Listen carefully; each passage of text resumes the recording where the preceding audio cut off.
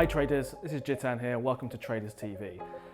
Being the beginning of the year, it's going to be very important to set out your plans and objectives so you know what you'll be trading for the rest of the year and you've got goals to measure yourself against. So in today's video, we're going to be talking about how you can be a better trader in 2018. So how can you be a better trader in 2018?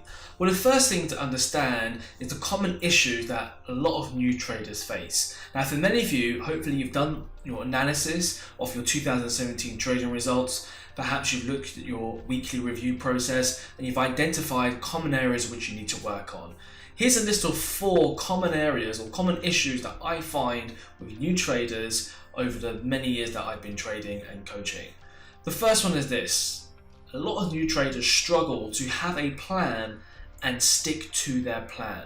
The reason they have trouble doing this is because the outcome is uncertain. They don't know what to expect if they keep following their plan. So where they feel like they can control the situation, they will try to control the situation on the limited amount of experience they have. And having a plan and sticking to it is just going to be the most important thing in your trading career. The reason being is that trading is about probabilities. It's not about being right or wrong. It's a probability game, okay? You have to have a plan, so you have to have a focus at the beginning of the week and the beginning of the month in terms of knowing what you should be doing. This is the exact strategy I trade, and this is the exact parameters that I look for. Then you just need to stick to that, and that is your job as a trader. It doesn't need to be more complicated than that. We're just looking for a specific edge in the market which you believe works because you look back historically and you can see winning trades and losing trades and you like the results overall, okay? And then the job is just to find repeated patterns over time, because the market does repeat itself very often, because the market is based on price movements from human traders, people who are buying and selling, okay? Human brains pretty much work all the same across the world, so we tend to find these repeated patterns all the time.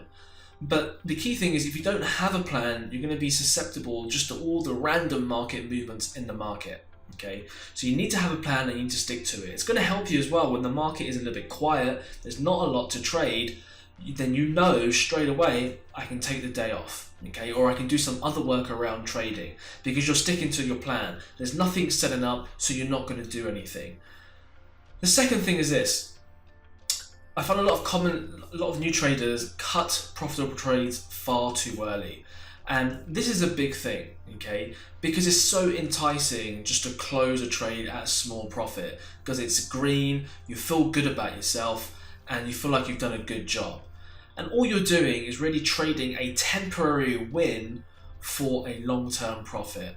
And this comes down to human emotion. If things aren't going well in your life and things like that, or your job, your career, you come home, you find some profitable trades, there's going to be a massive enticement to close those profitable trades even though they haven't hit your target levels.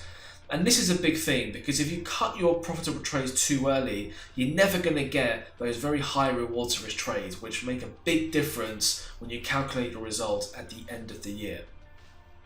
The third issue I find for a lot of new traders is they let losses go the full way. Now, in this situation, if a trader is cutting their profitable trades too early but letting their losses go the full way, then all that's going to happen is that slowly your account equity curve will fall, okay? Now, in this situation, the trader hasn't accepted that this game is about probabilities and it's not about being right or wrong. You're just looking for probable outcomes. You're looking for a specific edge in the market to repeat itself over a period of time. So the key thing is this: if you let your losses go the full way, that is fine, but then you have to make sure you let your profitable trades go the full way as well. And I see the big difference. There's always people who cut their trades too early and let their losses go the full way, when really you should be letting your profits go the full way. And even if you let your losses go the full way, you'll be doing very well. In an ideal scenario, you'll let your profitable trades go the full way, but you'll cut your losses early.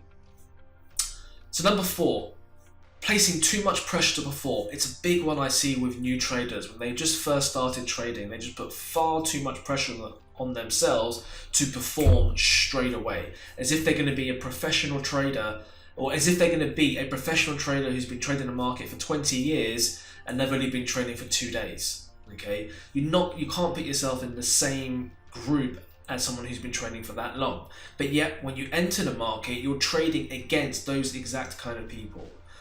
So, too often I find people put too much pressure to perform too quickly. Yeah, if trading starts to feel like work, you will resist. You need to find fun within the challenge of trading. And that's going to be very key. You know, we see all the time with sports professionals. As soon as they put too much pressure on themselves to perform, they just lose sight of everything and their actual performance goes down. Whereas actually the best sports athletes are the ones who just enjoy it and they do it for the challenge of it, the challenge of winning. So really important you understand these 4 common issues. If you're a new trader, these ones can easily creep up. For many advanced traders who are still looking to further increase their profitability and their results, you know, you might have other issues that you're facing right now in your journey. And the key thing is just to identify them so you can work on them. So now we know the issues that common traders face.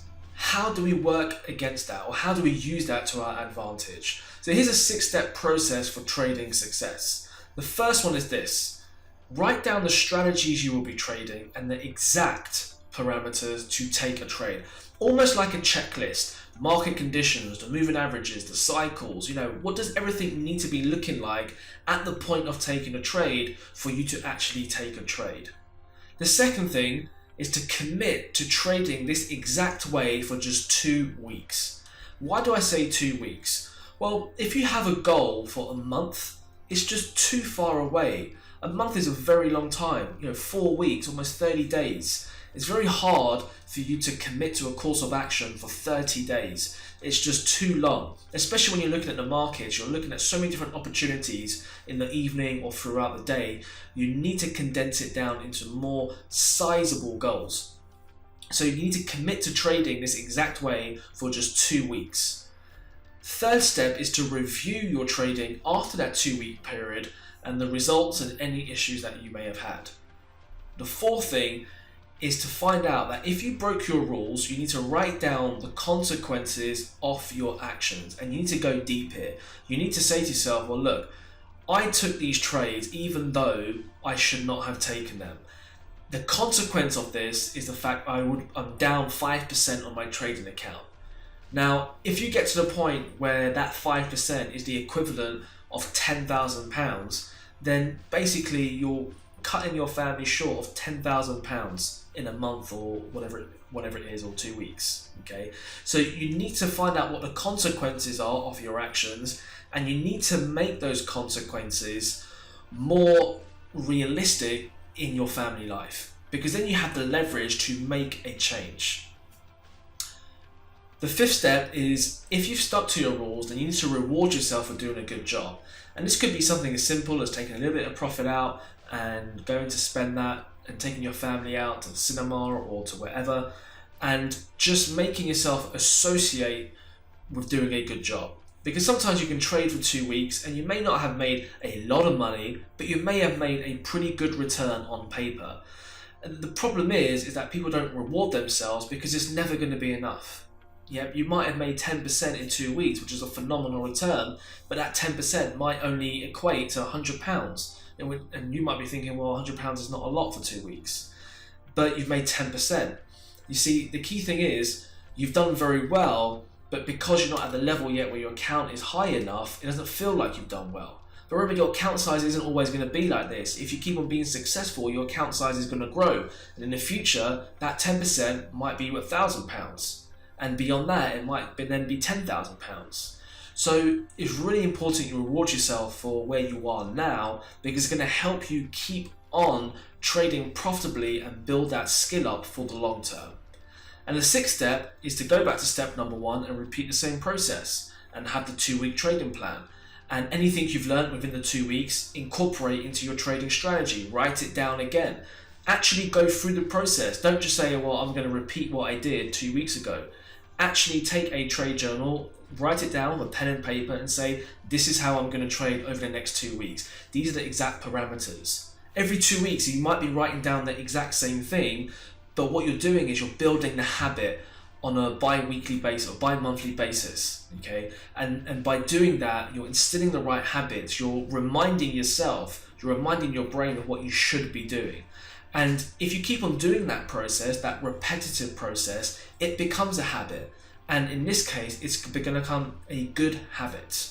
So there's a 6-step process on how you can be a better trader in 2018. So I hope you found that video to be of value.